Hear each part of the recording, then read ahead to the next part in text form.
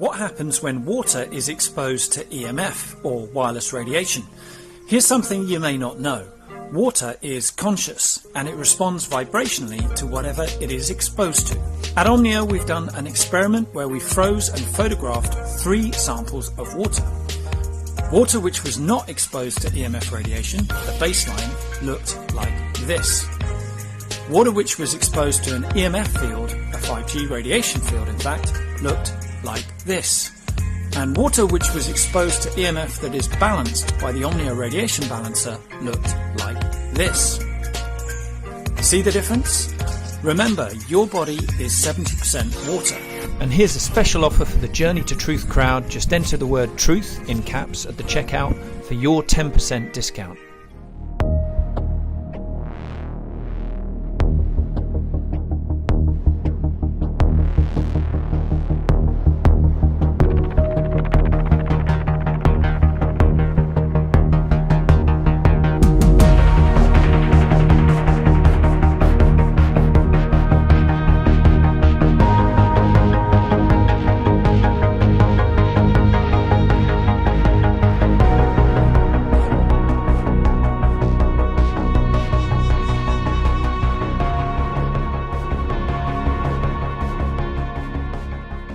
But, you know, it's like the OSS. The OSS is still part of the CIA, I've heard. They never get rid of anything. So whenever they said, oh, that department's gone, I wonder about that. Because the Pentagon has an alarming habit of keeping departments. They just sort of rename them, reshuffle them, and then they put them in hiding. And I don't know exactly why you need so many. Obviously, this is a case of runaround and obfuscation and you know, imagine calling the Pentagon as a concerned citizen. Oh, I saw a UFO and, you know, an alien was rummaging through my fridge, you know, and they're like, oh, you need to call the Arrow, you know, Alderman. Oh, no, you need to call the UAP task force. No, you know, there's 5 guys sitting, smoking, drinking beer and coffee. You know, not doing much of anything except answering a phone saying, well, we'll put you on to the, you know, UAITPZW. Right. You know, I mean, they so just obvious. It is, and they just rebrand it basically. Kind of like how they said MK Ultra ended in the 70s. They're like, it just lasted like 5 years, and then and now it's Project Psychedelic Mushroom. You know, totally didn't keep continuing on just under a different name or secretly at all. Right. Well, let me do a brief little intro here, and then we'll just jump into this, and now we'll have some fun. So. Welcome back, guys. Don't forget to grab a ticket to our conference in Grafton, Illinois, May 22nd through the 25th. It's going to be a lot of fun. JourneyToTruthCon.com. You can get those tickets below. $344 for the 4-day pass. Meal plan is $250, optional if you want that. And a live stream ticket is $99. That does include a replay for 6 months. Come hang out with us. It's going to be a lot of fun. We're really looking forward to seeing you guys out there. On-site lodging is sold out, but there is camping on-site available, nearby hotels and Airbnbs. So we look forward to that. Tonight, we are joined by John Warner IV. Welcome back to the show, John. We had you on about a year, 2 years ago? About 1 year ago. About 1 year ago. And we got into a lot of stuff. You just recently wrote an open letter to the Elizondo, Chris Mellon task force, and he kind of just laid it all out and said it like it is. So I'd really like to break down that letter and go through that and kind of let people know what's really going on with disclosure right now. And because obviously I think it's just an extension of the cover up, and you can get into some of that. But before that, if you want, maybe you can let our audience know who might not have seen the first episode, kind of who you are and how you got into this briefly. Oh man. Please go to Dark Journalist and watch my 4 episodes. That'll explain everything. But basically, I'll start with my grandfather. You know, I'm from the Mellon banking family. Paul Mellon, my grandfather, was an OSS Army officer in World War II. He worked with Allen Dulles on Project Paperclip, and he worked under General Patton. And my father was Secretary of the Navy and a U.S. Senator for 30 years.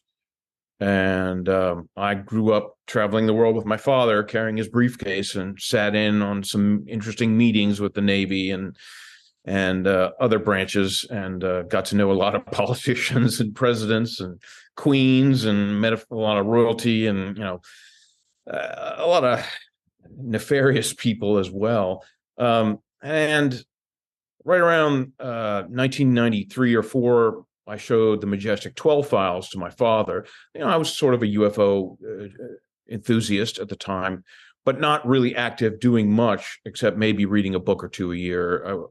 But somebody sent those to me back when I was a racing driver. I was in California and I raced with this guy. He's like, hey, my father worked for Lockheed Martin and some others. And I'm like, oh, that's interesting. Aren't they building UFOs? I don't know where I got that, but I saw it somewhere.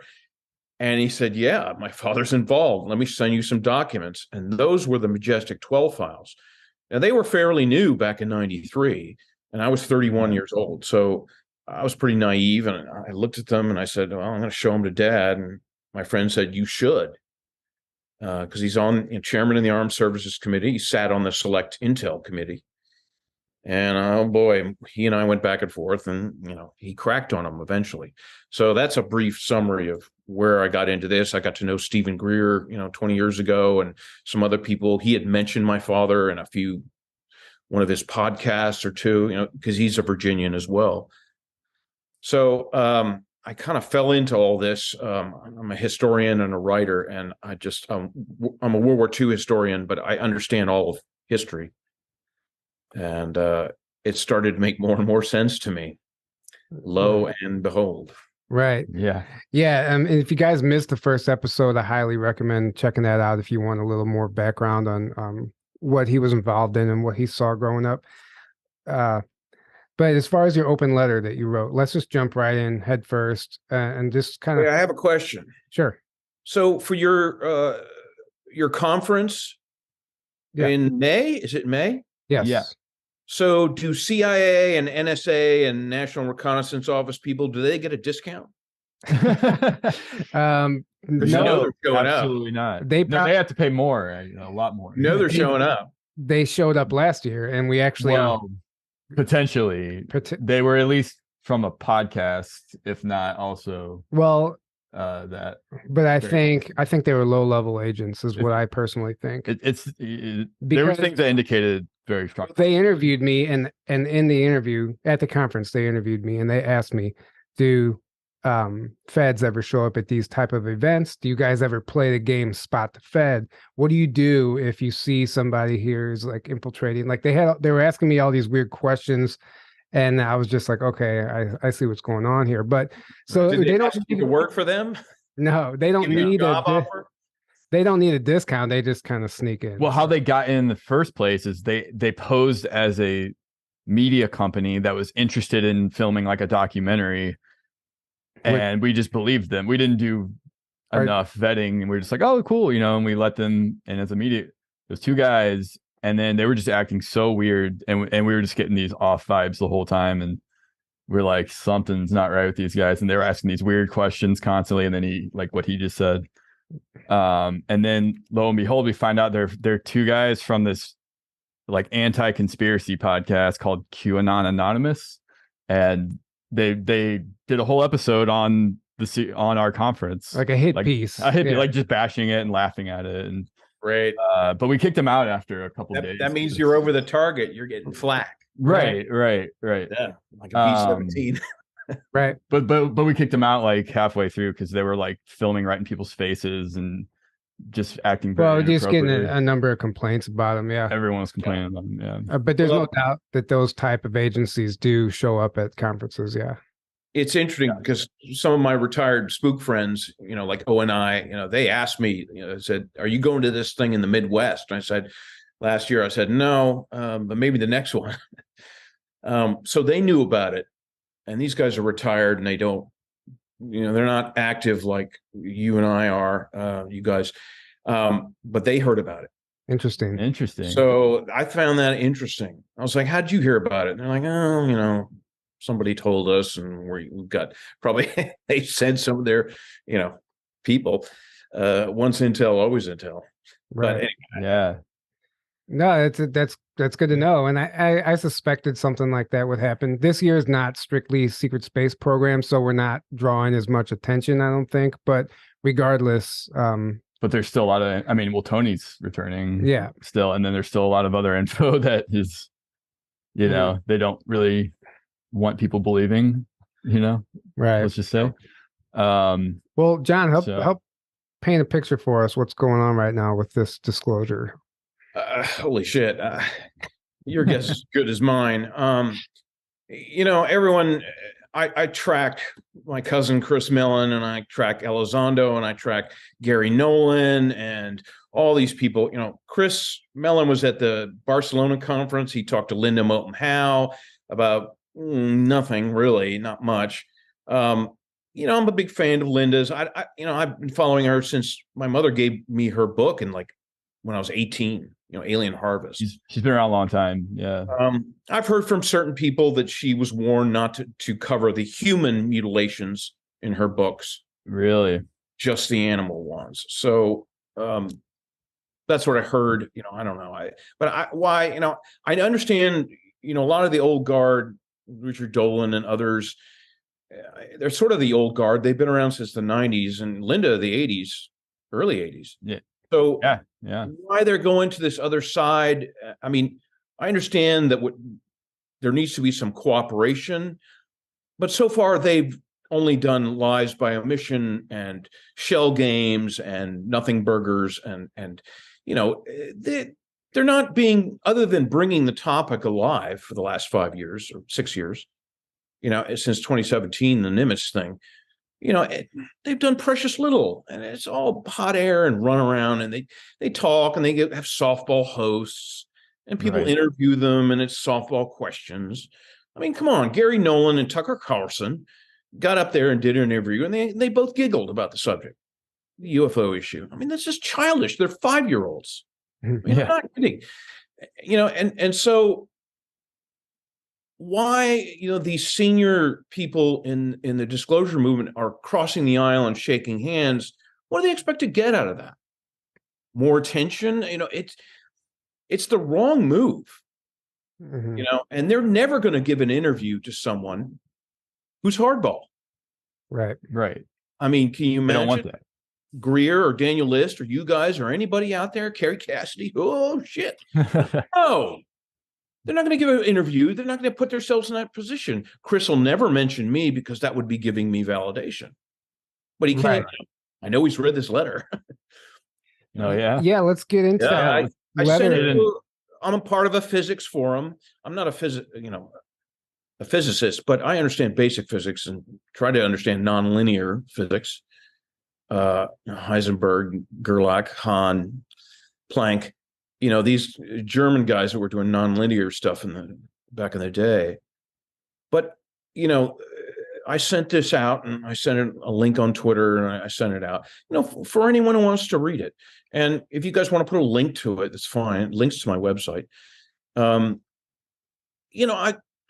just going to, it's written for medium level to low level knowledge folks. I mean, these guys aren't out there, Jack Sarfati, and, there's Eric Davis, there's Ron Pandolfi, there's CIA people, there's Elizondo, there's, you name it. They're all in this forum. Whether they read a lot of it or just glance at it, I don't know. But I sent it out, and a few people liked it. And, it's just, I kept it reasonable, because if you start banning about, Nakwaffen and Draco reptilians and, all this stuff, man, you're just going to get thrown in the loony bin. There's the bin of people in the loony bin, and then there's everyone else arguing that it's not true. And this brings up a point I'm sure people understand, but I'm going to reiterate it. And that is, what you guys cover is the minority of the disclosure movement. The rest of the people, and people like these scientists and everybody, they are grasping with all their strength what's left of their old reality. And that hard wood floor that I always keep talking about. They're putting more planks, they're polishing it, reinforce it, because, here I come with an axe, and they don't like that at all. And I can gauge, like, Twitter's mostly useless, but there's a few people on there that are interesting. And you can gauge interest. If you do something secret space program, you get like 5 likes, what you post. And then you post something softball that's just either funny or, in agreement with the UAP task force agenda. And it's like, and so you can gauge that. I mean, Twitter Right. is not friendly towards the SSP narrative. No, I noticed that too. The kind of like surface level UFO nuts and bolts UFO community it's huge on Twitter. Joe But then, Blow, like Joe Blow UFO, right, UAP Sally, and everybody's retweeting Lou Elizondo and a million times. Chris Mellon, and all Well, they these have algorithms and bots and AI probably to do that. right. Because one guy told me a long time ago, he said, "You realize the argument you're having with this person, they're really just an algorithm or a bot." It's not Right. real. Yeah, yeah, exactly. And Well, no wonder they can't spell. Yeah, exactly. That's very true. Exact- That's very true. It's very true. Yeah. There are a lot of bots. So I'm sure you're aware of the $858 billion defense bill that was just signed by Biden recently that kind of provided like whistleblower protection, and it kind of gave the military the green light to start disclosing stuff. And Chris Mellon actually, chimed in on this, and he said this is arguably the biggest news that mainstream media won't cover. And I just wanted to get your thoughts on that, because within that bill also mandates now it's finally official that all military personnel have to get vaccinated. And that wasn't official until Biden signed that. So that's interesting too. They snuck that in. Yeah, it's a common political tactic on the Hill, senators and congressmen working with the Pentagon and everything. They slip things into bills. If they pass a bill, there's all kinds of stuff in there. You got to go really dig it out. It's hard to find sometimes. My dad says there's stuff, he used to say, there was stuff in there you'll never find because it's not privy for the public. It's the classified sections of Bill 126. And so at one hand, Chris Mellon says, and everyone else says, these idiot congressmen and senators who are all bought and paid for, folks. I mean, my dad told me that long ago. Corporations and big banks, banking families like mine, they own politicians. They do. Oh, yeah. My dad had a lot of help getting elected. There's no secret. So, from my mother's side of the family. So, you're not going to get to see the good parts of certain bills. And the other thing is, it's this bill that passed. I think they slipped in there. Yes, there's whistleblower protection. I'd like to read the fine print on that. Yeah. And good luck finding it, but I'd like to get a copy of it. And then I think they slipped in some legislation, or they're preparing to, is to crack down on civilian researchers and make it a crime. Oh. Now that's fascist. Make what a crime exactly? Civilian UFO research. Non-official research. How do you police that? Well, that's a good question. You really can't. But my guess is they're trying to get rid of people like Greer and some others that have come forward with a lot of stuff. And, they're trying, moving forward, they want to own the narrative. Right. It's all about controlling the narrative. Right. So back in the 70s and 60s, when I was growing up, the Project Blue Book people and others on Capitol Hill, they cobbled together a program like Project Blue Book that gives the idea that they're looking into these UFO sightings and cases and abductions and everything, but they're going around to people, threatening people, covering it up, paying them off. They're covering it up. Happened. This is just an huge expansion of that idea, but they're getting Congress more involved because more and more people are seeing things in the sky, and they hear about abductions, and people are getting scared. And I've had certain people around town, what do you make of this? And I'm like, well, you don't want to know from me because it looks pretty dark on a lot of areas. And they're like, oh no. I thought aliens were friendly. And I said, well, most of them are probably, but not all. And the ones that are working with the Pentagon and the corporations, they're definitely not the nice ones. Yeah. To my knowledge, maybe there are some now. Whatever impetus is pushing this UAP task force and Chris Mellon and everybody, all those people, Travis Taylor, Ross Coulthard, all of a sudden he's a UFO expert. Yeah. Why? It's been on 60 Minutes and he's a journalist. Well, he doesn't know jack shit. Where was he 30 years ago? Nowhere. Right. But all these are approved people. Tom DeLonge is an expert. Come on. And what's his name? Chris Geritano. Oh yeah. So Yeah, yeah. he produced a few documentaries, including the Montauk Chronicles. But I was talking with him privately one time, and he told me that they wanted him to do a UFO program, and they said, "Hey, you want to do this show and play a UFO expert?" And he was like, "But I'm not a UFO expert." And they're like, "It doesn't matter." Like, but this was the like Travel Channel or something like that. Yeah. And they don't care. They just appoint people who would be a good fit for that role. Right. Right. It's like any corporation, they need to hire somebody to make the board look good. Mhm. Right. But they don't know anything about the corporation or the company. But hey, we have this scientist, Travis Taylor. He's had History Channel exposure. He's fairly well known. I like Travis Taylor. I think he's funny. I think he's down to earth and nuts and bolts like me. But man, either he's very naive about what he's getting into, or they're just paying him enough money that he doesn't care. Right. Right. Well, and what's happening is they're trying to erase the UFO history that we do have, that we do know, by giving us these nothing burgers and these reports that kind of lead you nowhere, so they can, like you said, maintain control of that narrative. And then when we do get old information released, like some of the JFK information, how he was in talks with MJ-12 and how he was briefed on the UFO program, and the CIA was involved in in killing him and his assassination, that no one blinks, no one bats an eye. Like, it seems like it just gets swept under the rug and we just keep going on. Because the Pentagon and Congress and the UAP task force people, they know who their audience is, and it's not us. No. It's the general public. And sadly, the general public is ignorant and uninterested. Right. And they have more pressing worries in life, work, job, money, family, issues, health, than to deal with a UFO issue, which is just, most people think is still a joke. Except what they don't realize is the technology involved in all this stuff is being hid. Like, we have it and it's being hidden from us because it would destroy the gas, coal, and oil and the money system that we have. That's all the bullshit systems we have that's keeping us enslaved.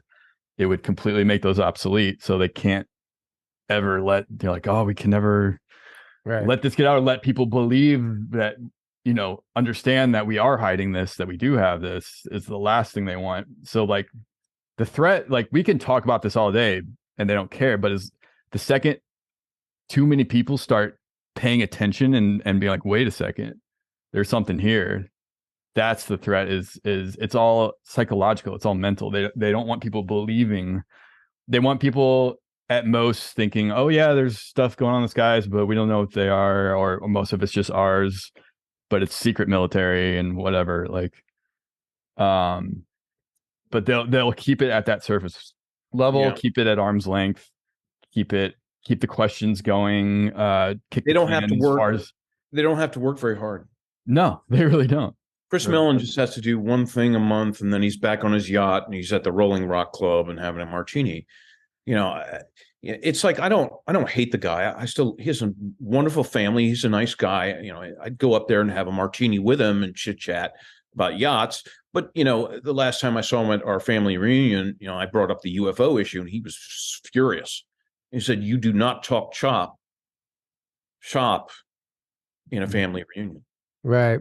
Yeah. Now, next time I go, I'm going to roll up there in a patent tank with horns and, huge banners and UFO, space suit, but it's like most people think, these elite committee of 300 families, whatever you want to call them in America, they think, they're all in on it. Nah, it's a 10%, 5%, 10% of those families. You're talking about a couple thousand people, maybe at most, who works like Chris Mellon in the deep state and military intelligence, who know a thing or two, at whatever level they're at. Clearances are many. They're legion. You don't have cosmic aid plus clearance. You don't know shit. Yeah, that UFOs were back engineering shit, but that's it. Right. That's it. That's it. So trust me, if these families knew the truth, and the ones that do probably are hiding and very scared. I know I have a cousin. She understands some of this stuff, but boy, she's just like, man, my life is complicated enough. And well, there's blackmail involved too, and a lot of people. Yeah, there's all kinds of So, what are your thoughts on the CIA's involvement in this cover up and with the SSP? I think the CIA actually helps the SSP operate, and there's a lot of disinfo agents that work for the CIA that kind of maintain that narrative. I'd like to get your opinion on that. Well, I could tell you, let's do the history of it. So the OSS was in World War II under Wild Bill Donovan. That's where my grandfather worked. And so he and Alan Dulles were on the cutting edge, hiring ex-Nazis and all their scientists. And they knew all about the UFO file, the Foo Fighters back in World War II. Mm-hmm. That's where the band got their name, folks, is World War II. All sides of the conflict were seeing these bright balls of plasma and discs. They were craning discs. I've been told in the Navy, one guy, an officer retired, told me they were craning spaceships out of the water in the Coral Sea in 1944 while the Japanese are bombing and strafing them. So, I mean, that's how important this is. The U.S. Navy has always had the lion's share of the technology. You go back to the Civil War, the ironclads, CSS Virginia and the Monitor, they were very high tech for the day. So the Navy has always had the high tech. Now, the OSS turned into the CIA. Now, they had mystics like my grandfather and Carl Jung and some others to help understand the metaphysical side of this UFO issue because, they realized the Germans were way ahead and everything. So the CIA was created in 1947, I believe. Same time as NSA was created in right around 1952 for the express purpose of covering nothing but the UFO-related issues. And that's where people, fixate on the CIA. No, the NSA was created on purpose to deal with this issue. The CIA does other stuff, overthrow foreign countries and whatever, skullduggery everywhere. But no, the NSA, and I've got my stepson works for the NSA. He won't hear anything I have to say about it. But, I'm like, go to the lower levels and work with the tall gray guys. Yeah, your pay will go up and your clearance will go up. And he's like, no, I don't believe that. So, I mean, people working at the NSA with clearance, he's got a high clearance. Mm-hmm. He doesn't believe any of this shit. Yeah. What do you think is going on with my cousin and everything? He's like, I don't know. And he laughs and he doesn't care. So it's people on the inside, the Pentagon and the CIA, the NSA, the NRO, the Marines, the Air Force, Navy, Space Force, who don't believe in any of this shit because they're not given a clearance. Right. People think, they are all in cahoots. It's like, no, it's an elite within, a minority elite within every branch of the service or the intel. And the same thing with Congress. Right. There are a few senators who were briefed on a modicum of the UFO file, like my dad and others. But, case in point, there was a congressman, and I forget his name, who in the last 6 months did an interview with someone. And the congressman said, I can't remember his name. And he said, I went to my fellow congressmen and senators and said, look, this UAP issue is serious. They're in our airspace. This could be, we should do this. And a senior senator put his arm around him and said, Joe, or whoever, we have more important things to worry about. Come help us with Bill 162 on the, corn crop. More important than unknown craft that are operating in ways aren't supposed to be possible in our airspace. Something's more important than that. Right. Well, it's the biggest issue in human history. Right. People think it's UFOs and aliens. It's like, no, it's our entire history. If you go back, like I studied the megalithic buildings. I've been doing this all my life. And you realize Atlantis and high civilizations before the Great Flood, obvious. Göbekli Tepe in Turkey, that 12,500 years old. That suggests organized farming, government, spirituality, all organized. Who taught them that? Right. The narrative was we were in spears and buckskins. It's nonsense. And so when history is a Swiss cheese, it's mostly lies. Napoleon said it, a set of lies agreed upon by the winners of wars. Right. But when you put ET involvement, both positive and negative and everything in between, the strip mining, the Nazca lines, the megaliths, the pyramids, the Yucatan, they're finding more and more cities every day. It's incredible. You go down there and you go to the Temple of the Sun in Mexico and everything, and your jaw just hits the floor if you understand the history. But once you plug ET in it, most of those Swiss cheese holes go away. Exactly. And I've been arguing with, even alternative historians don't want to go there. They're like, oh no, there's some ETs a little bit, but no, it's mostly humans. I said, well, I agree. The human beings did that, but there's been many races of human beings, some smarter than the others. Yeah. There were high civilizations going on before the Great Flood, living not too far away from Neanderthal tribes, and left them alone. Right. Or primitive Americans, primitive humans, they left them alone, like we used to do. And now in the Amazon, the Yanomamo and the other tribes like that, they all have cell phones and T-shirts now and tennis shoes. Right. Last indigenous tribes who had the spirit, they want all that spirituality and shamanistic, higher realm contact, which they've been doing forever, to end. Now, they tried that with the Native American tribes, but they never really did it. At least, the very least, the genocide stopped and we gave them reservations. Now, some tribes were wiped off the map. But this war against the indigenous spirituality has been going on for, I don't know, you tell me, since the 30 Years' War, the 1500s? Right. Hundreds of years. That was the Lutherans, the Hermeticists, Lutherans against the Church of Rome. Yeah. I wonder, they knew. They were Gnostics. Right. Exactly. And going back to like the people involved in these programs that just don't believe it exists because they work for the program, and if it existed, they would know. I would know. But I would know. Well, I would know if that was real. But now you just made me forget what I was going to say. So it's what's going on now. I think more of the same. I mean, look at all these acronyms. You can take a screenshot of the list of acronyms from my letter, you put it up on, I mean, they're creating a new one. My own eye guy says, oh, there's a new one coming. And I said, well, I'm getting bored. There's so many of them. And believe me, they don't go away just because the Pentagon and the AARO, All Domain Anomaly Resolution Office, what are they resolving? Not much. How cold the beer is. Well, 42 degrees, that's not cold enough. So they're creating, they don't have websites. All they do is the Pentagon website issues a briefing under the heading of AARO or UAP Task Force. There's no information, no websites.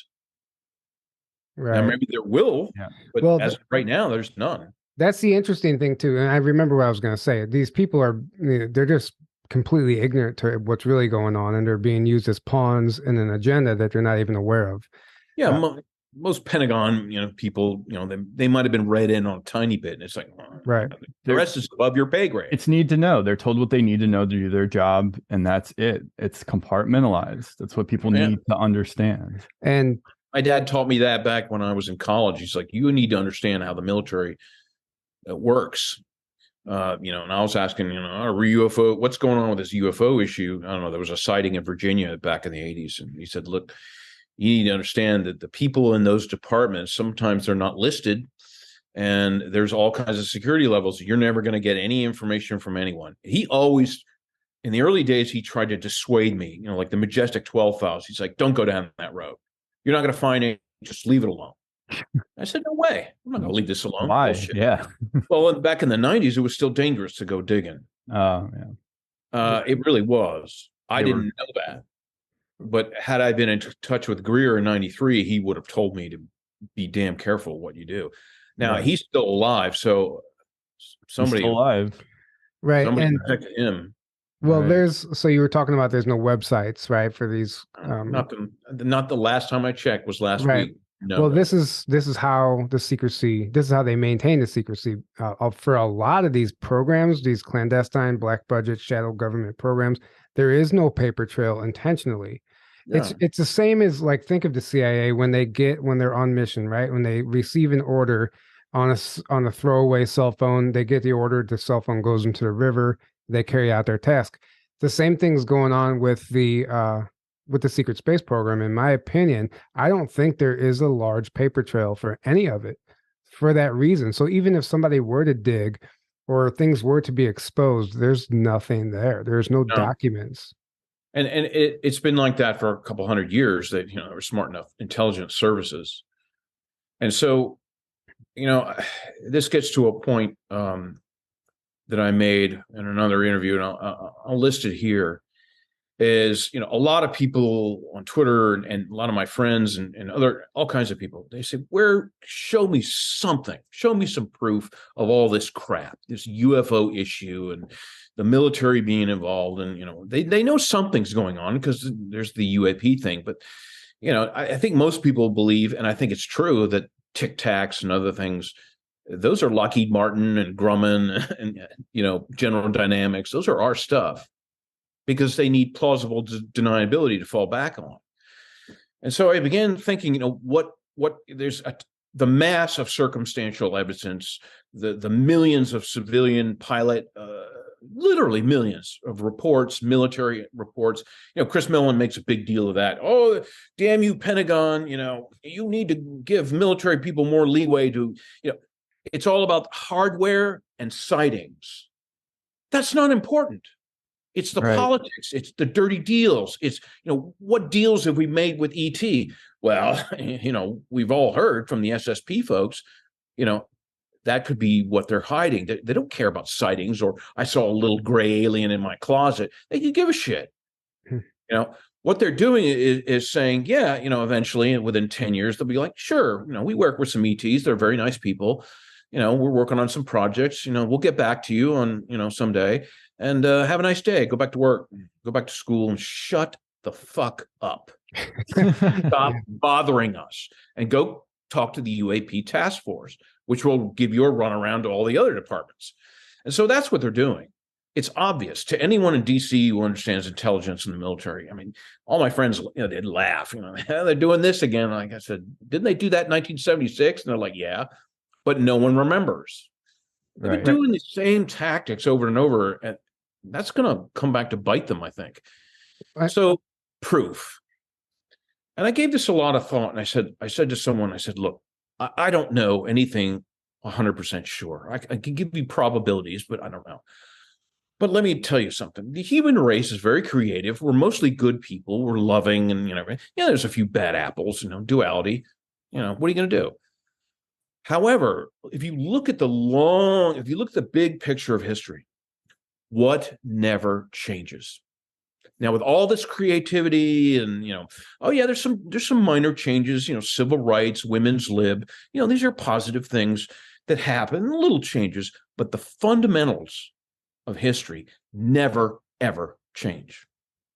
Number one, the elite few rule over the many. These royals and other people, rich families like mine and, powerful people, they rule in secret.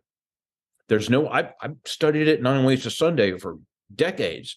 There's no other explanation. They rule. So that's number one. Number two, slavery. It's been with us since the get-go, since the Great Flood anyway. And there are accounts of Atlantis that say, well, the regressive sons of Belial, started making chimeras and genetic modifications to make slaves. That's very selfish and service to self, centaurs and, bullheaded men, these kind of things that are probably going on in the programs and out in space. It's not a big deal. And so slavery never goes away. You've got debt slavery, you got sexual slavery, you've got human trafficking. That never goes away. You go to a market in the Middle East, in a warehouse in the desert, and you buy anything you want, including a used UFO, probably, if you have enough money. Yeah. Somebody told me that you can buy a low-level spacecraft from the Russians or somebody for $2 million. Wow. Really? Now, in the rich people world, that's a bargain. Yeah. Now, it may only go to the moon and the solar system. I don't know how you get permissions to leave the atmosphere or whatever, but you can use it in the Earth's atmosphere. You can go to China from Russia in 2 minutes. Boom. So, these are the kind of weird things that are going on, most likely.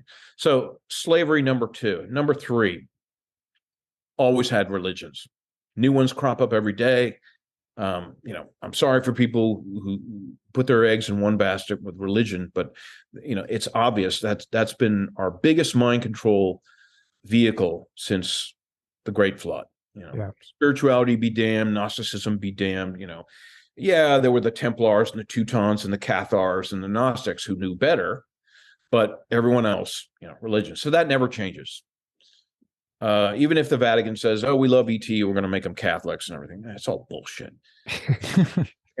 That's number three. That never changes, no matter what people do. Now, religion, in Europe, it's falling off. People are losing faith. They're tired of the lies.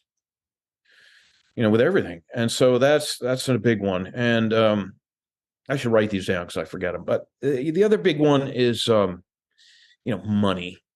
Yep. Money is slavery. I don't care if you're Koch brother billionaire. I know these guys, I have freedom. You don't have real freedom. Yeah, you got a private jet and a yacht and whatever. You can give millions away and get political favors, but you're still a slave. You're a slave because there's always somebody above you. Right. And even the Queen of England probably has somebody, you and I probably know who, leaning on her before she died. And now, got King Charles, a dumber monarch I know not.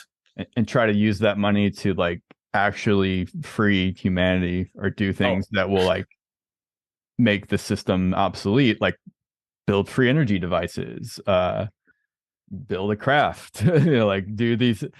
And they do in secret for themselves. Right. But you try to use your wealth to do these things, you will get shut down immediately by the system because the money it's still within the system and controlled by the central bank. You have to be on the approved list. Right. And very few people are. Right. Just because you have a lot of money like Bezos or the Facebook kid or even Musk, boy, do I get shit when I attack Musk on Twitter. It's nothing but an Elon Musk love fest, blind love fest. But, he's a military contractor. I was right about that. Is there somebody? Is there somebody there with you? Yeah, my wife is somewhere. Oh, okay. I just saw someone walk by and look. Yeah. Okay. It's not an interdimensional. It might be. Yeah. Right. A Jinn or an Archon. Yeah, they're usually hanging out. Right. Into my Laker closet. Well, it was real like a shadow figure. I was like, whoa, what was that? Shadow being, they're right. all. Yeah. Sorry to interrupt you. So how? Go ahead. I don't know. I lost my train of thought, but the fundamentals of history never change. Yeah, and then the last one is war and weapons development. Boy, that's what got me into history in the first place. All these wars. I wanted to know all about the weapons and the politics and Napoleonic Wars and everything when I was in high school and college. And it's like, wow, history is just going from one war to another. Yeah, this ship sailed around the world and this king did this for, whatever. But it's mostly wars. Right. And so these fundamentals of history never change. And I asked my friend, I said, who has the godlike, omnipotent power to keep this machine going with all this stuff and no change of those fundamentals? Now, that's got to be ET, because these roundtables of royals and politicians and big rich people, they don't get along. They fight like cats and dogs. I know that. My grandfather was on the CFR and the Jason Society. I think the Trilateral, but I'm trying to figure that out. I think he was in the Cosmos Club in Washington, D.C. I mean, these people don't get along. Yes, they let nations starve. Let's just let that African nation starve this year, and then we'll come in across in the World Wildlife Fund, and we'll give them some money in 5 years when half the population is dead. Right. But they don't get along. Right. I've heard that. The Koch brothers are on all these big foundations, and they were like, join us, this foundation. I said, no, it's not boring. I've been on a board before. I'm not going to do that. It's the person with the most money on the board gets their say. Right. They're in charge. And so I said, no, it's corrupt. And they're like, no. But, I said, did they argue a lot? And they're like, yeah. And I said, no, I've had enough of that. It doesn't get anything done. Of course, I didn't. Well, there's like the warring families and conflict within the families and within those realms like you're talking about. But they do get together in those meetings because they ultimately are working together, even though they dislike each other. They have to. Right. They understand they're still working for that. Like they can possibly, by working together, accelerate that one world order agenda. So they just kind of, make do with it, even though they don't really like the opposing. No, and there's the rumors of the famous yearly meeting in England. I forget what city or where it is, where it's half ET, half human, and maybe some inner Earth folks for color. And and they get together and they're like, all right, this is it. And it goes down the chain of command. So they have to get along. It's like any other kind of board or anything on a corporation or something. You got to get along at the end of the day. You may argue about certain points and things like that. But at the end of the day, when somebody at the top gives an order, well, that's that. Now, there's some wiggle room in negotiations. A lot of ET races, they love to negotiate, and contracts are big. That's where we get contract law and the contracts and corporations. We learned it from them. And that's big out in the universe. Yeah. You sign a contract, you're beholden to it.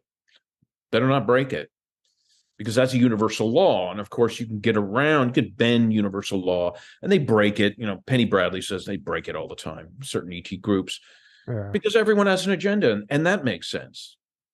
Right. Everyone's like, oh, I met these wonderful ETs and they're blue and they sent out the flower of life and, they gave me a crystal and everything was love and light. And so okay, well, probably, but do they have a hidden agenda? Everyone's like, oh, no, they're wonderful people. You've got to meet them. And it's like, oh, I'd meet them, but I'd use the law of discernment, which is a hermetic law. And, they might be 97% benevolent and they like us and, we like you guys, but we want to steal all your orchids from the Amazon and leave you none. It's something like that. It's kind of like not everyone's, 100% benevolent, and same, yin and yang, there's a little bit of light in the dark. You take the yin and yang symbol, black and white, if you spin it fast, what color do you get?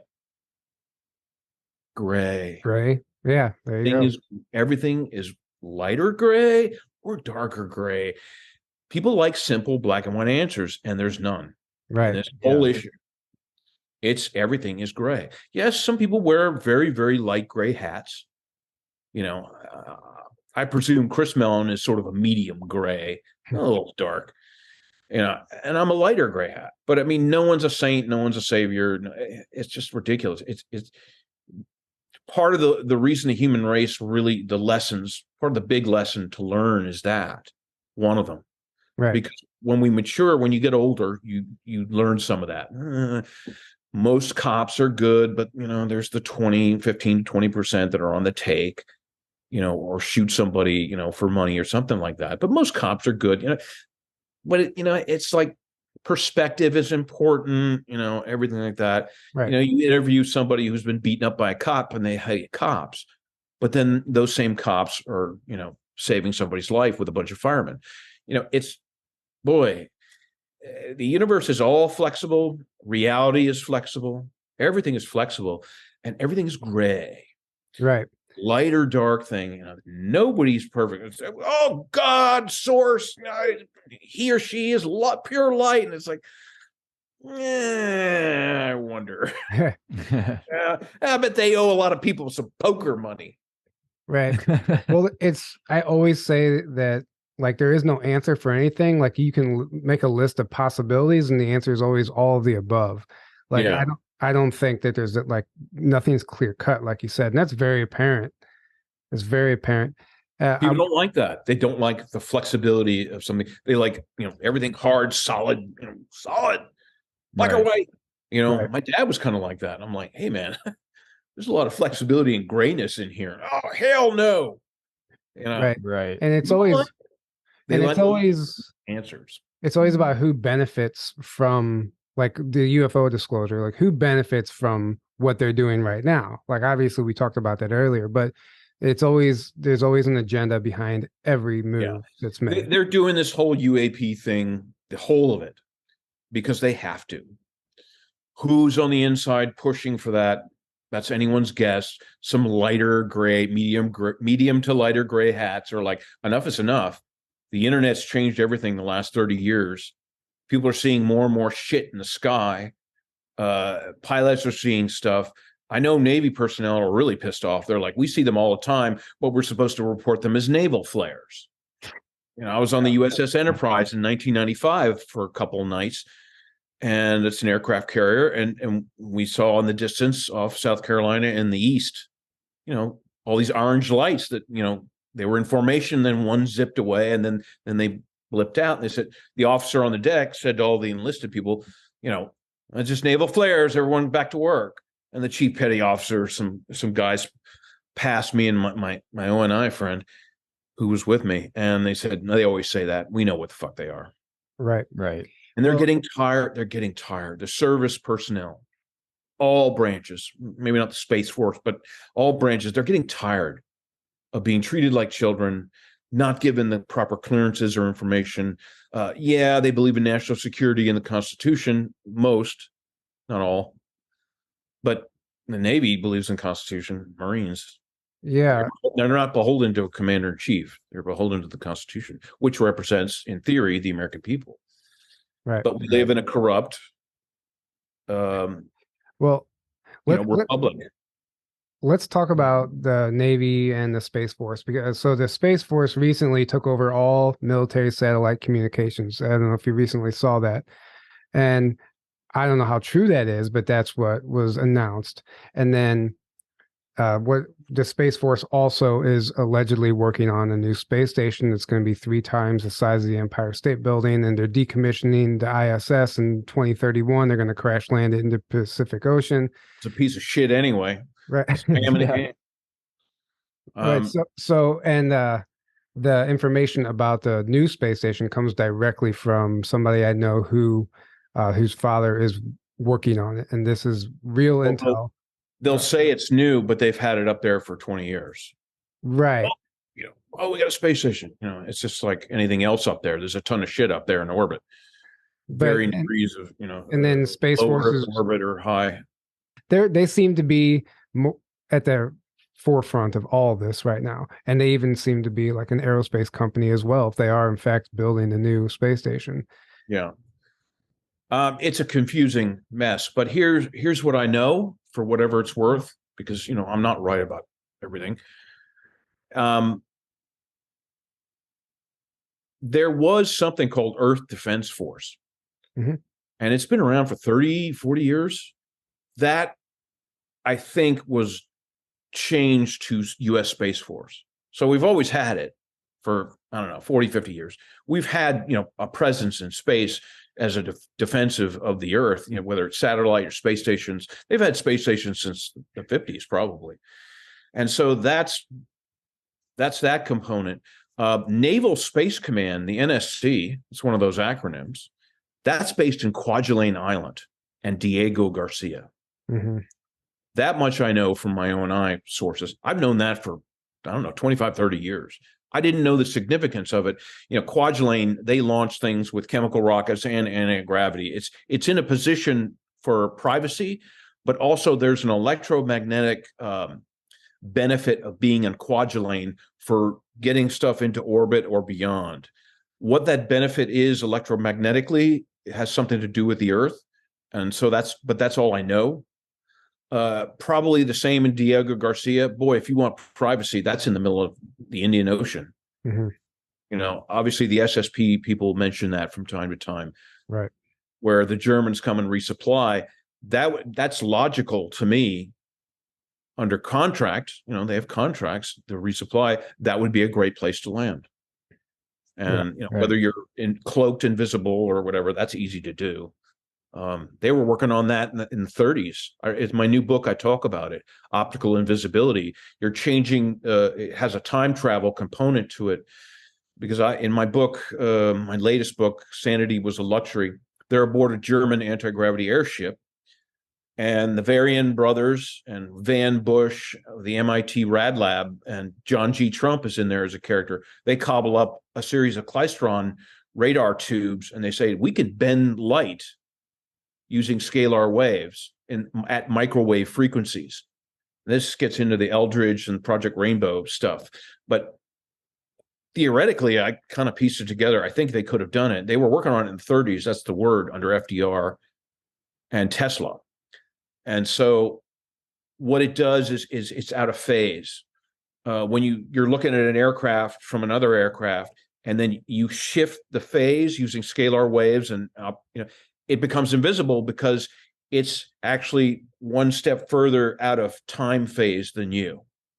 So it's a little bit of time travel used for optical invisibility. I think that's kind of sort of how it worked, at least back then. Whether what they have today, who knows? But I kind of pieced that together. That was interesting to me. And of course, it worked, and it had limitations, but it worked. Right. So yeah, and as far as the Navy's involvement in all this stuff, they seem to be goes way back. Yeah, the diving bells, the Glomar Explorer. I drilled down. This is 6 months ago. I drilled down on the Glomar Explorer, which Howard Hughes and Hughes Aircraft was involved in, and lo and behold, there it was. My dad, as Undersecretary of the Navy in 1971, he was involved with the Underwater National Reconnaissance Office and the Glomar Explorer. Sure, it picked up a few Russian submarines. What else was it designed to pick up off the ocean floor? Mm-hmm. Right. I'm not sure what. I was like, oh my God, I didn't even know that about Dad. I'm not sure. I don't know about the you said Glomar Explorer? Glomar Explorer, look it up. It's a big ship that's designed with 2 crane towers to lower a grappling, type of grappling device to the ocean bottom to pick up submarines and whatever else it could grasp onto. Oh, you mentioned that in your letter, did you not? Yeah. Yeah, that's right. I knew I heard it. I remember the first interview you were talking about that movie, The Final Countdown, how that was. Yeah, that's weird. I watched that movie and it's incredible. They're, talking about time travel and a practical formality and applying it to the military and the Navy. And you said that was a recruitment film.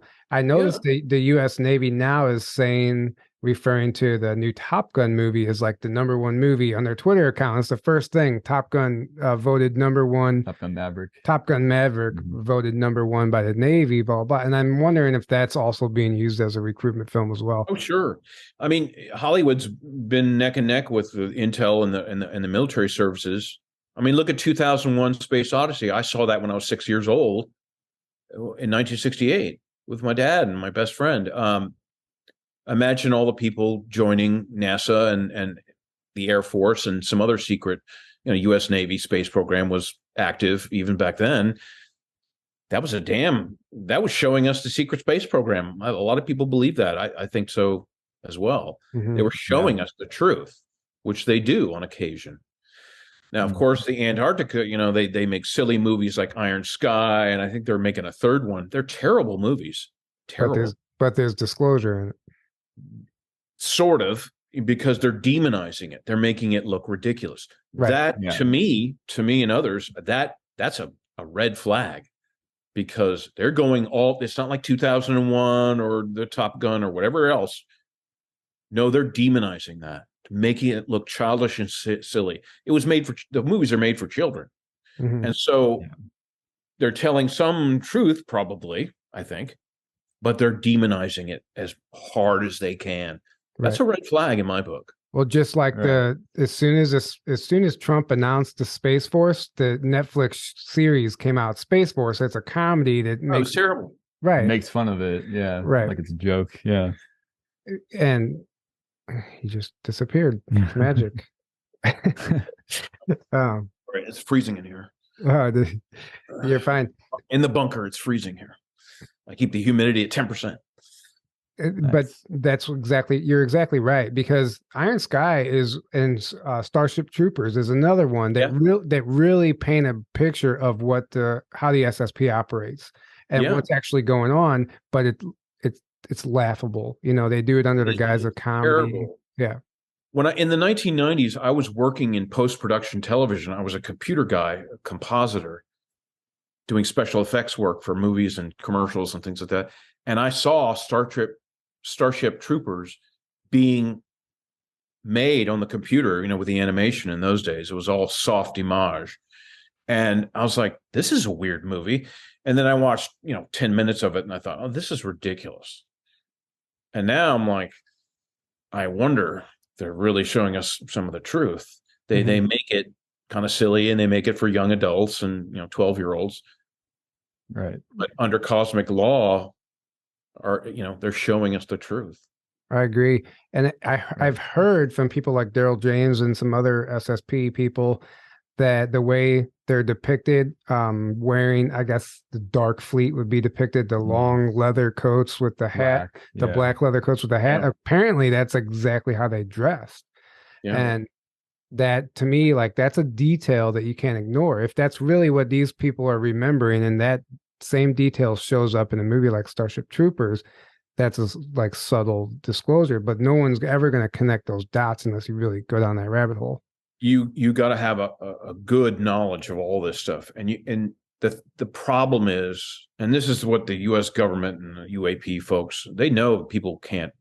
I mean, this has taken me 45 years of my life to piece together. I had my own. I came to this very slowly and skeptically, but I'm open-minded. I consider everything. Mm-hmm. Yeah.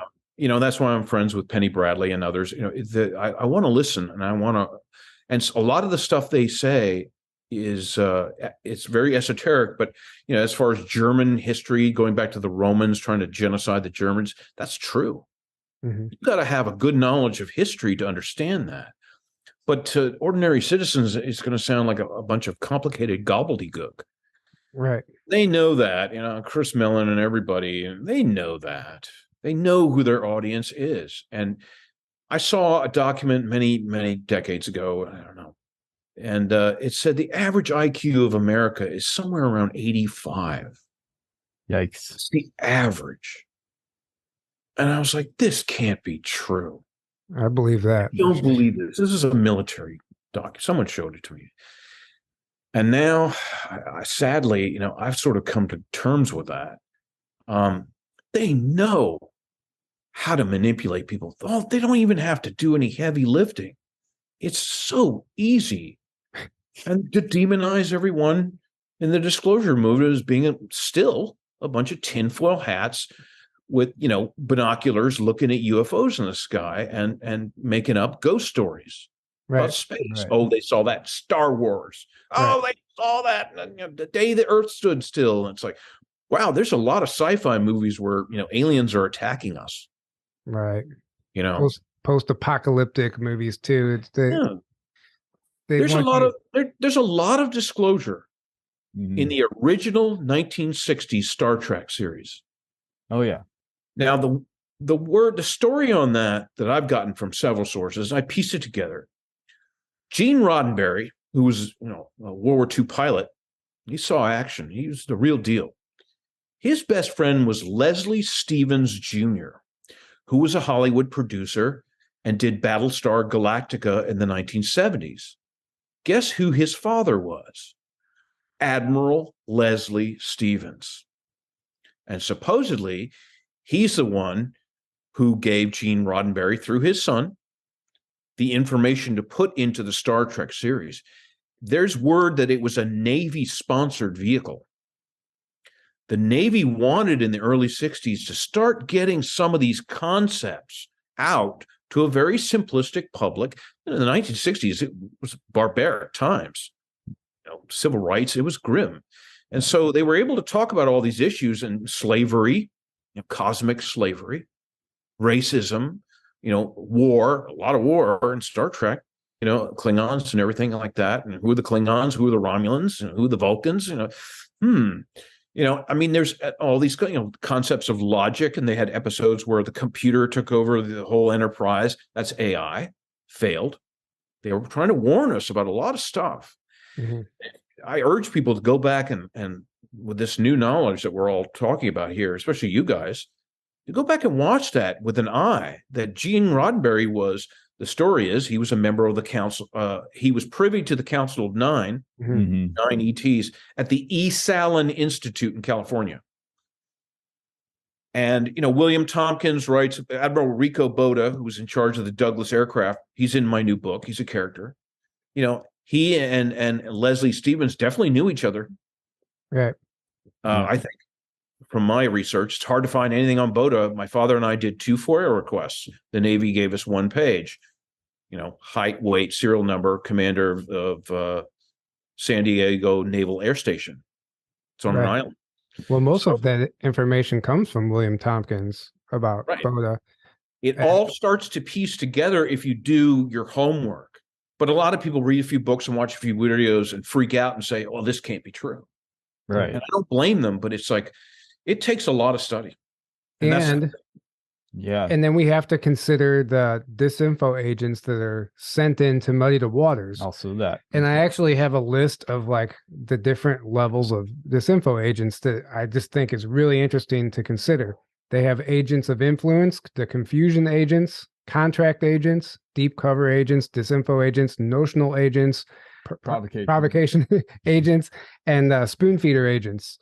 Yeah. And like, that's okay, a lot of agents. Right. And each one, there's a description that I could go through if you want to, but each one has a description on how they operate and what their strategies are. And a lot of them I see being used within the disclosure of truth movement. Right. And I'd like to think I have a pretty good level of discernment. I'm 60 years old, so I've been around.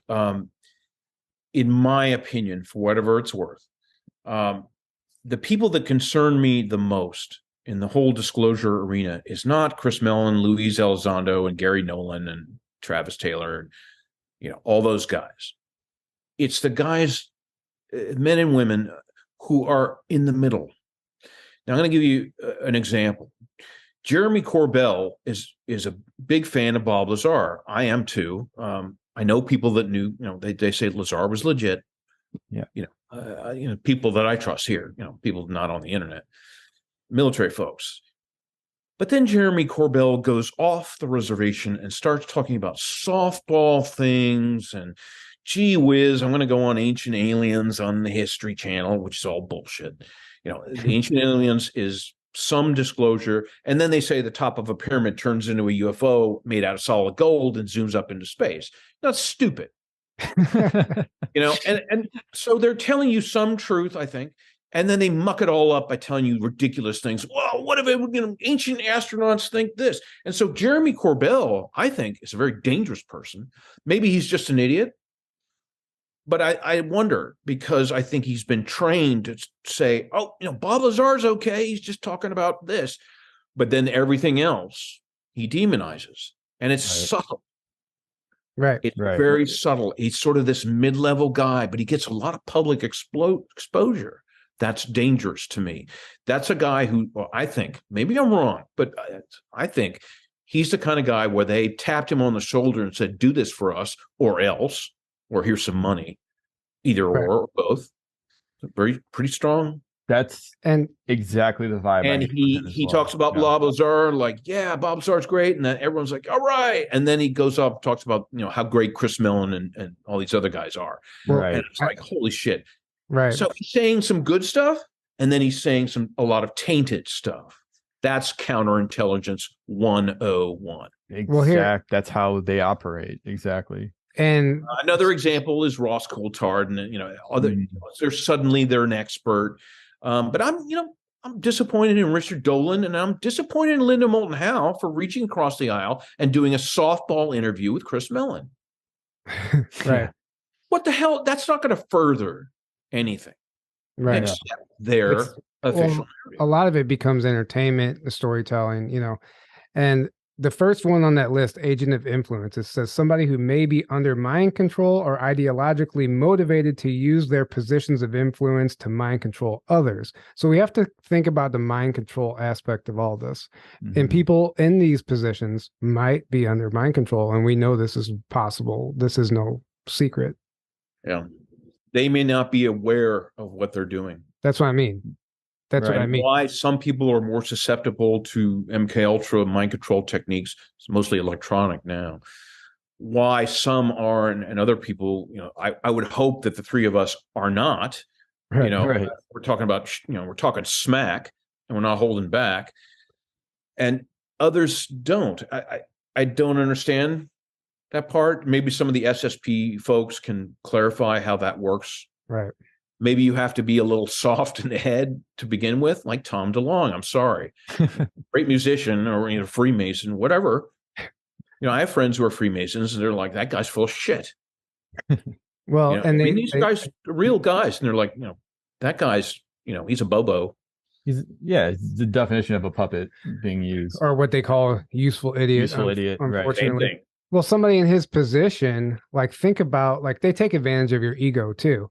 And like, hey, what if we make you the next UFO guy? To the Stars Academy. They're like, listen, how does this sound? To the Stars Academy. You get access to top secret classified information. You get to go on Joe Rogan's podcast. You should tell the world what happens with UFOs. Like, they present it to them. Right. He was given information that's been floating around for 30 years. Exactly. I mean, Alex Collier's been talking about that stuff, and others, Greer and you name it. So what did Tom DeLonge do? He just regurgitated shit. Right. I'm sure his intention was good. By all accounts, he's a nice guy.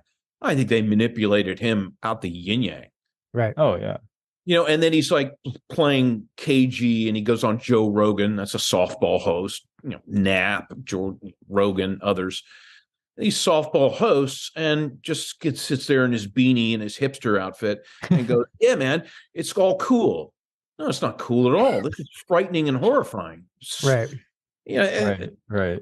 Tom DeLonge, Jeremy Corbell, there's a million of them.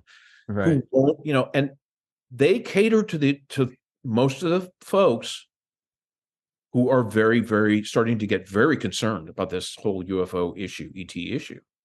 And they're starting to get scared, and they're reinforcing their pink, fluffy cloud of, that false floor of reality. They're helping them, pound new boards. Oh, don't worry, everything's going to be great. Right. Right. Well, so I've seen it all my life. It's so obvious. Like, got all these philosophers and psychologists. I'm doing an interview with a bunch of Jungians, and they all believe that, my grandfather knew Carl Jung and his concept of the collective unconscious. And I think they're going to have me on, and they're going to say, isn't it all in everyone's mind? Don't we just co-create our reality? How do you explain that? Yes, part of that's true. We do co-create our reality because that makes sense to me. But come on, it's not in billions of people. It's not in our heads. But see what they're doing. They're protecting their sanity. Right. This is why my new book is called "Sanity Was a Luxury." That's a quote from Ernst Schaefer of the Ahnenerbe SS, the archaeologists. And they're having this heated discussion about all the German technology and how it's going off the rails. This is my allied characters and the Germans. And they're like, we're really concerned. And they're like, this is insane. And he's like, sanity is a luxury. And we can't afford it right now. Right. Because everything has gone insane.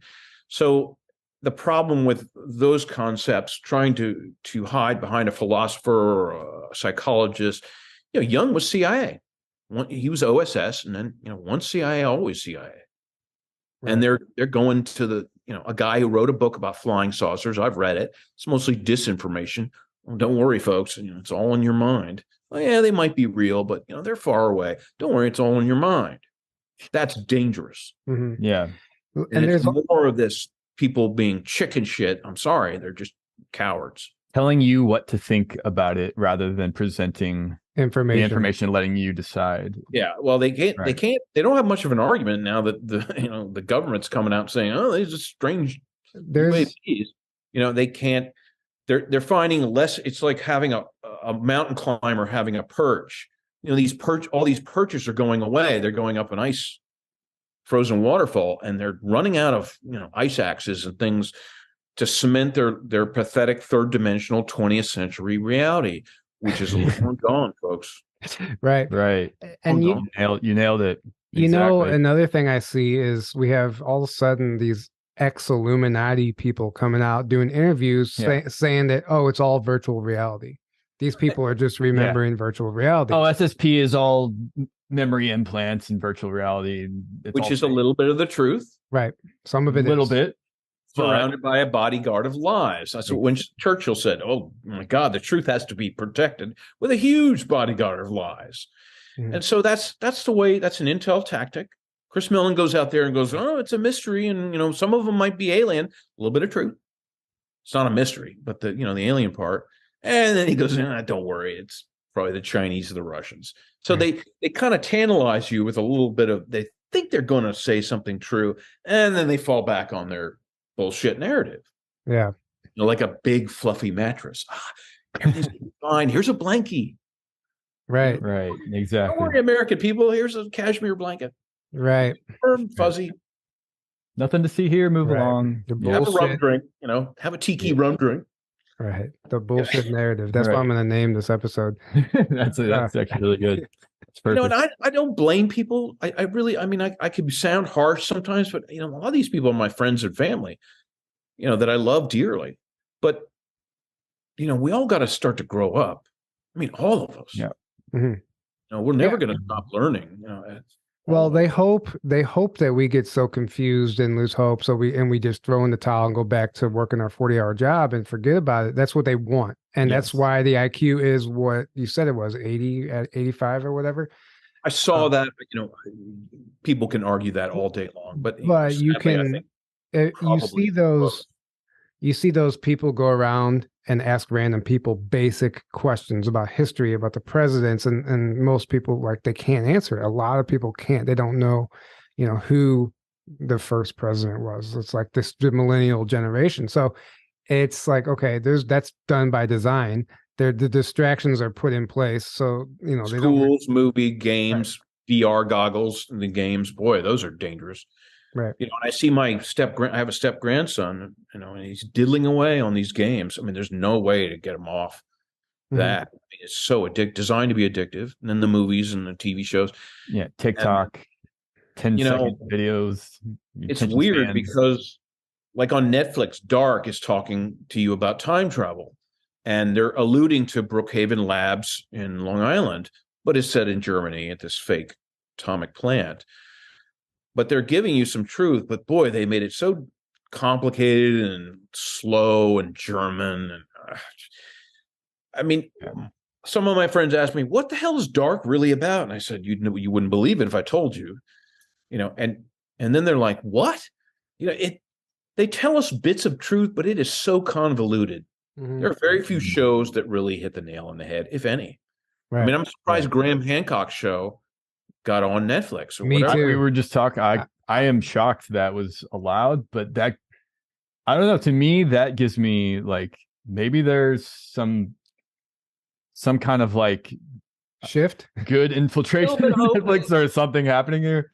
A little bit of hope, yeah. Right. A little bit.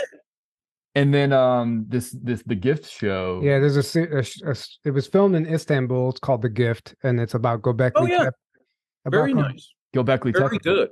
And it talks about parallel dimensions, and all these profound universal messages that I'd never expected to, stuff we talk about on here on our show that's on Netflix now. I'm like, how did this slip through the cracks unless it was allowed? Because it was very highbrow. It's not that easy to understand. It's subtitled from Turkish. Right. Only us UFO nerds and New Age geeks and metaphysical mystic types are going to be really into that. Right. For the most part. Mm-hmm. Your average Joe or Jane six-pack, I don't know about the world, but America, they're not going to watch that. Right. What's this about? Turn on sports and football. Right. It's sad. I don't say that to be mean. It's the truth. Breaks my heart. Yeah. There's some really smart people I know, and then, like, football's on, it's like, woo. Right. It's like a power down. Exactly. Sports. They just power down, baby. Exactly. And then, like, I go to family gatherings and stuff, and people can't help. It is a literal simulation when people are talking about the weather and sports and what their favorite Netflix series is and politics. And oh boy, they love politics in America. Right. It's a contact sport. It's another sport, right? Right. Exactly. It's nonsense, and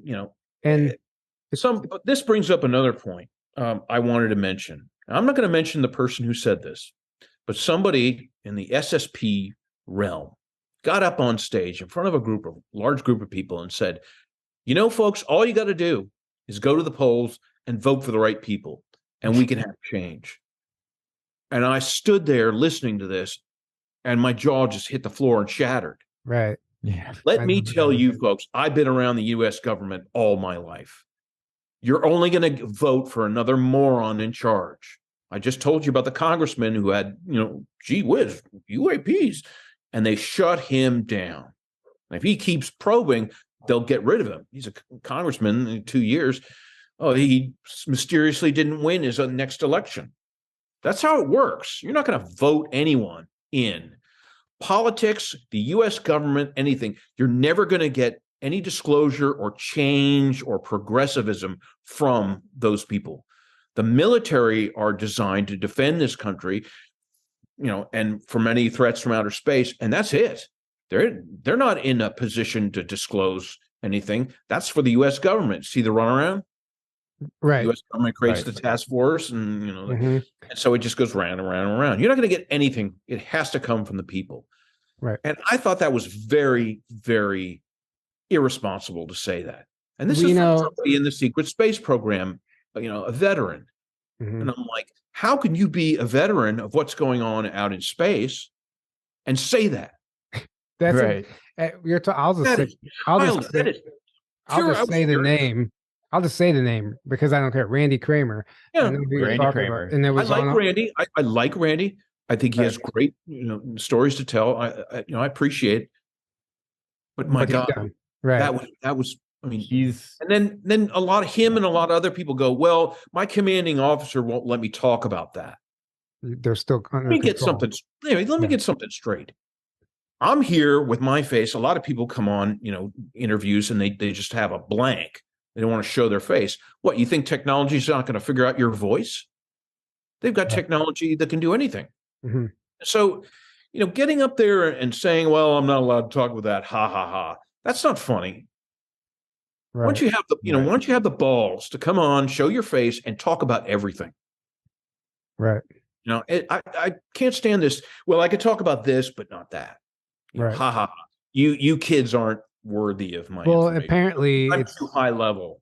They say they say it's because of NDAs, but please, they're talking about the secret space program, and you're worried about your NDA. It doesn't make any sense. Right.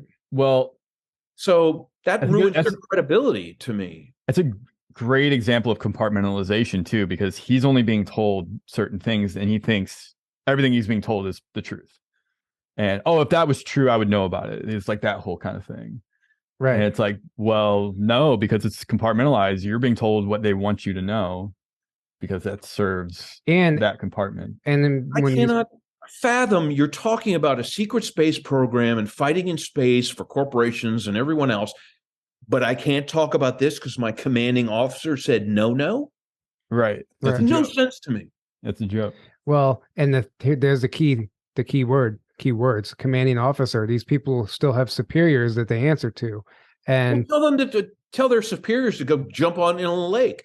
It's ridiculous. We're talking about the survival of the human race, right? Yeah, and you're worried about what some jarhead commanding officer is telling you. You're worried about the wrong things, right? I'm not an SSP. I don't have memories. I don't have any of that stuff. But I've had my experiences, and I don't hold back because, some senator, called me up one night and said, don't talk about that. I don't do that. I never worked for the government, and I never worked for the military. Right. But even if you did, this ship has sailed, folks. I can't talk about this one thing. Why the hell not? You're talking about everything else, motherships and, Draco cement unions and corporate, and I provide ice cream for the secret space program out there. It's organic. You're talking about all that shit and you can't talk about this, the Aquatic People's Union for, freedom of the oceans. What the hell is so top secret about that? It I'm going to vent. It needs to be said. Right. Yes. Thank you. And and here's what I think. Like most of the people, the masses, don't believe in this stuff anyway. Right. So, what's the difference if you share one bit of information next to the other that they already don't believe? Right. Oh, I can't talk about the frog people. No way. That's too nuts. Yeah. Jesus, too dangerous to talk about it. It's insane. It's just. I understand people are manipulated and messed with and alternate personalities and, God knows, psychotronic controls and the sky's the limit. I understand all that. But it's so strange to me when people come up, oh, to talk about this, but no way I'm going to talk about the ice cream stuff. No way. Why not? Right. Some corporation doesn't want you to talk about that. Who cares? Well, some people, maybe they were threatened. It's all circumstantial. We don't know. So we can't throw everybody under the same blanket, but I do understand what you're saying. It's just strange to me, Mhm. Oh, I can Right. talk about this, but hell Right. no. Right. Right. And a lot of that, those people are in those positions because they've been manipulated via their ego. And by saying that they can't say something that they're privy to, that boosts their Yeah. ego. Ego loves that. Right. Yeah. Yeah. I mean, I've never said that. No one's ever told me to withhold this. I've gotten some general warnings from people I respect, but I'm like, well, we're at the 11th hour. Mm. We really are. I mean, there's the countdown clock, 1 minute to midnight. We're at the 1 minute mark, human race. Yeah. Mhm. Yeah. By all accounts, everyone's watching us. What are they going to do? Are they going to really, are they going to, haul this ball over the goal line or not? And everyone's like, oh, well, I can't tell you my real name. And I can't do this and that. It's like, do you realize what's at stake? Right. Because in 20 years, when I'm 80, if we don't move this ball over the goal line in a meaningful way, I mean, the people, everyone around the earth, then we're going to succumb to a lot of us dying, a lot of us being chipped by Elon Musk and put in a cubicle with a computer, and everything else will be built by robots. And I mean, that's where we're headed. It's full on slavery. Yeah. Full on. I mean, it's faster than people think. Right. Well, because it They happens, worship Elon Musk as if a demigod. it happens before your eyes, and you don't see it until it's too late. And that's that's how it all happens. If you notice, like next thing you know, there's charging stations and electric cars and all this stuff. When did that happen? Like it just all of a sudden there. It's the totalitarian tiptoe, as David Icke puts it. Yeah. There you go. I'm all for electric cars. But let them charge themselves while they drive, because that's so easy to do, and you can easily charge the battery, keep the battery. You hook something up to your axle, and it can charge the battery while you drive. You don't even need a charging station. Like there's things like that they still keep you under their power, under their control, by making you go plug in your car. Yeah, I mean, they're going to need 0 point or some type of fusion to meet the energy demands in 10 or 15 years in America. And now there's all these things in England. They announced a small town, it was in a small paper, but they said, oh, we've got fusion up and running. It works. We're going to have it nailed within 10 years. And in America too, they're like, oh, the Navy and everything, we have breakthrough in fusion. Well, they've been using it for 50 years or more. Right. All you need is a strong magnetic field to contain it. Well, both technologies really. And it's torsion tensor physics. They're starting to let out bits of the truth, but everything across the board, people are talking and all this.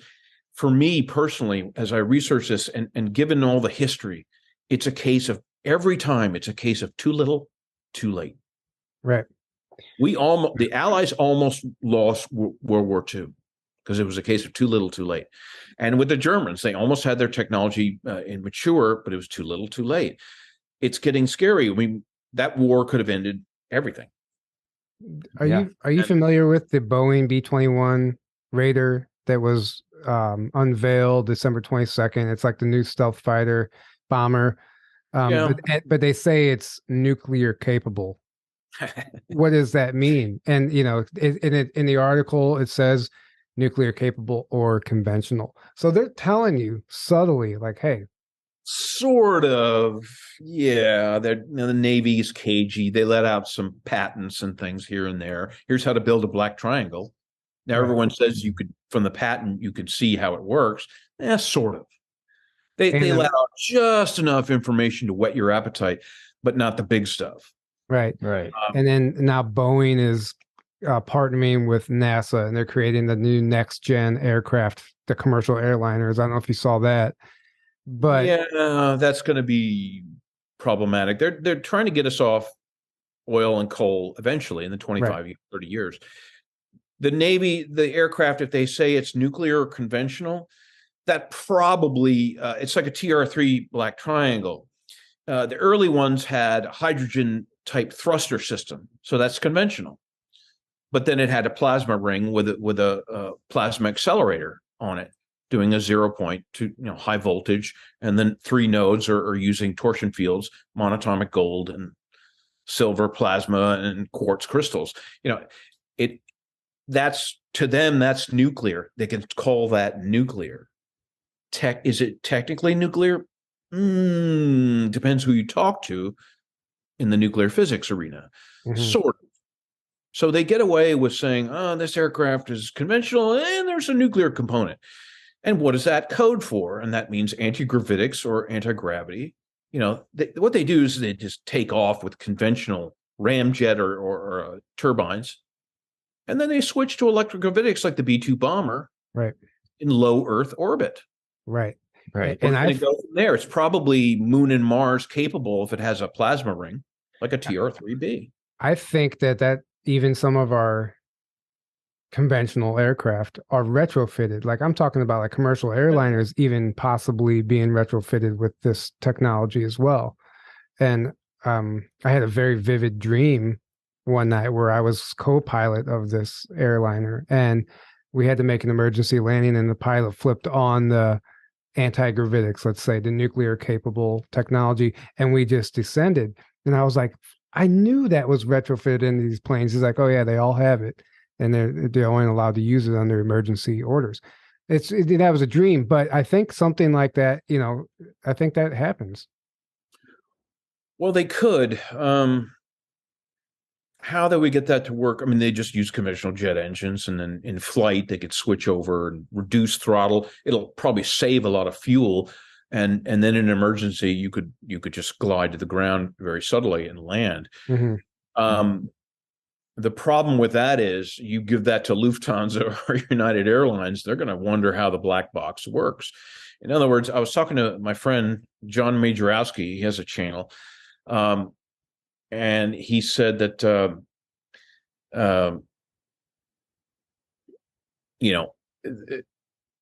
I lost my train of thought, but the satellites. And so when you order a satellite, a company orders a satellite, the satellite comes, but the black box comes from another corporation. It's a power source.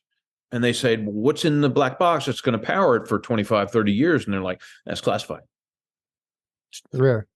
Yeah. Put it in, launch it. You're done. No more questions.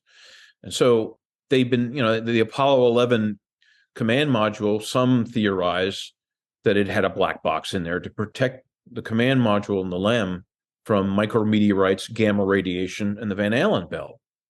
So they have to have this electromagnetic bubble. Remember in NASA, Kurt Debus was number 2 under von Braun. He was a high voltage electrical plasma specialist. Right. What does that have to do with rockets?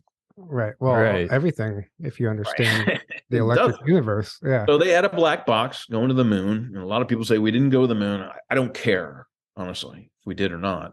We probably went once, twice. And then Apollo went dark and classified and all that jazz. But, we've had these black boxes and other things, solid state, 0 point. They have the clear plastic brick, which I talk about in some funny stories. And, it can power a whole building or even a series of buildings from a solid state. It's clear, looks like, Lexan or something. That's really high-tech stuff. We probably have back-engineered that now. So hence the black boxes that can power a satellite for 50 years. Now satellites go obsolete way before that time, but they go up and retrieve the black box and then they send it into low Earth orbit to burn up. It's not hard. We've got a lot of gear in space. We've got space stations. We've got, service vans coming around going, oh, this satellite's going down. And they take the good technology out of it and save it for something else because it never goes bad. Right. It's interesting too. You said that, some of these aircraft will take off with conventional methods, then they'll switch over. James Casbolt talked about in an old interview. I don't know if you're familiar with him. He talked about how he was sent to Mars. It was a regular typical conventional rocket launch from Peru. He said he had to be trained to be an astronaut. They shot him up into space, and once they were up there, they boarded a free energy craft and then took that to Mars. It's all part to maintain the, It's all a show. Right. It's the show. That was the old days. That was the old days. Yeah. Exactly. Old days. Oh, now they, Now they it's just a pick you up in your jump room. backyard. You can come with us. I had a dream. I went to the moon base one night. I was like, oh, that was lucid. And I was high as a kite. And doctors were examining me, and I was looking out these black windows.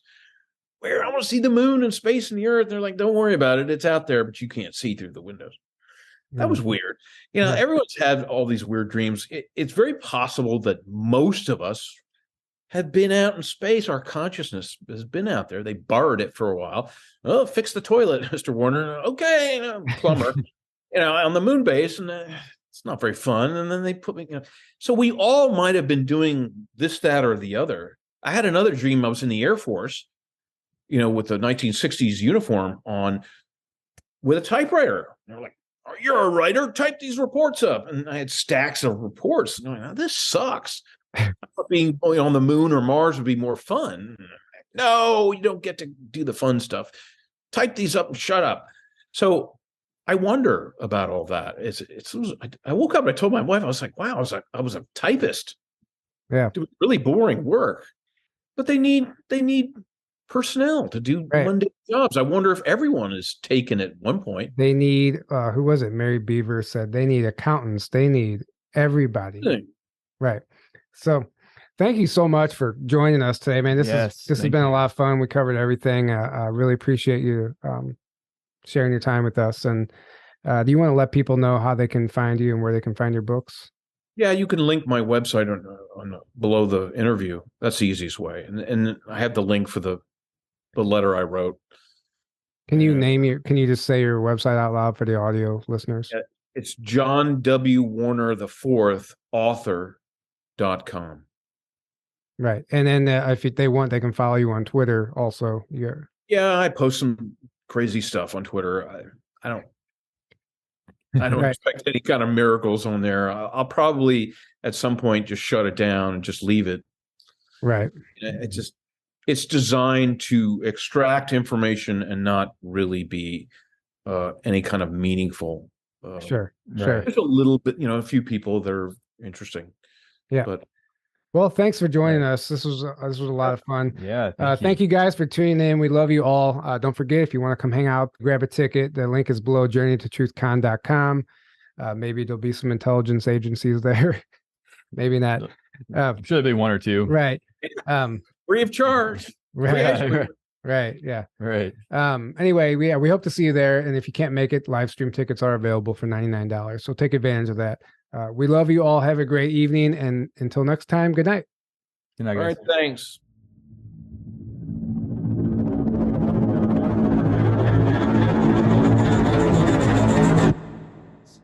There was a CIA director named William Colby who in the 1980s said, we'll know our disinformation campaigns are successful when everything the American people believe is fake.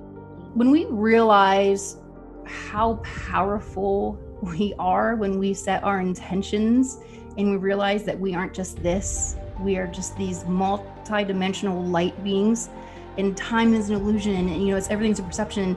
Then you can go forward and backwards and embody it and just pop out and go and do this work. We can do amazing things when we set the right intentions to do it. And I said, this is us on this plane. That's what this is. We're going to the moon. And he said, this thing is a lot older than you think it is. And we've been going to the moon a long time. But I wrote on it, I knew that we went to the moon. And so I always knew there was a base on the moon from a young age. And our DNA is a complex recording system of the history of the entire universe, the history, of everything, that not just this timeline that we know, but multiple timelines of reality. There are a total of 9 different categories of planets in the universe. We people on Earth, we are living on a category 1 planet, like elementary school students. And the Theobans, they are living on a category 9 planet, like college professors. So they have been really guiding us throughout history. Joachim let us know that this facility under the Sandia Mountain is considered an information station for interstellar travelers coming to the planet. They tell us that their facility was retrofitted into the ancient tunnel system that already existed. And as far as the bending the space-time continuum, I've had something like that happen. And what seemed like about a 5-minute encounter has been 4.5 hours of missing time. And I was completely conscious. And when you're dealing with a type 3, type 4, type 5 civilizations that can work with the different coexisting timelines, all bets are off, man. You know, every time we have Bigfoot activity out there, we're having ETs and orbs and stuff like that. We have a lot of this stuff documented. As a matter of fact, I'm a member of 3 different teams, and I work with people from all over the country out in the field. And we actually have documented a portal, something that we consider to be a portal opening. And we sent 2 of our team members inside of it. And Really? they disappeared and then came back out. I would suggest that we take it one step further and say humanity has never known who we are. We've always been in the thought control matrix. And one step further, perhaps we could say that we're in a consciously controlled state of hypnosis. In other words, are the thought control matrix creators constantly bombarding us with frequencies that keep us from being telepathic, that keep us from remembering who we are? And the thought control matrix was set up, and we have never known our potential, our power, our beauty, our incredible connection. It makes no sense at all. There is no reason for it other than the programming that we've received for generations, because it's all about order. It's all about listen to your elders, listen to the teachers, listen to the adults, listen. And what that does is it dims the light of the child, and it makes them feel like they don't have a voice. And why that's designed that way by the dark side, and that's in the system, is so that they grow up and they just listen to, and they do what they're told, and they're good little boys and good little girls, and they lose their sense of self. They lose their north, their true north. Yeah. So many adults are walking around in this world, they don't know who they are. So the planet itself is now beginning to split. It's beginning to divide again into a higher vibrational Earth and a lower vibrational Earth. And the race of man is dividing with it. And we're becoming less and less aware of one another. And over time, what will happen, and I don't know how long this will be, one world will have all higher vibrational beings on it, and the other one will all be third dimensional beings, and we will not perceive each other anymore.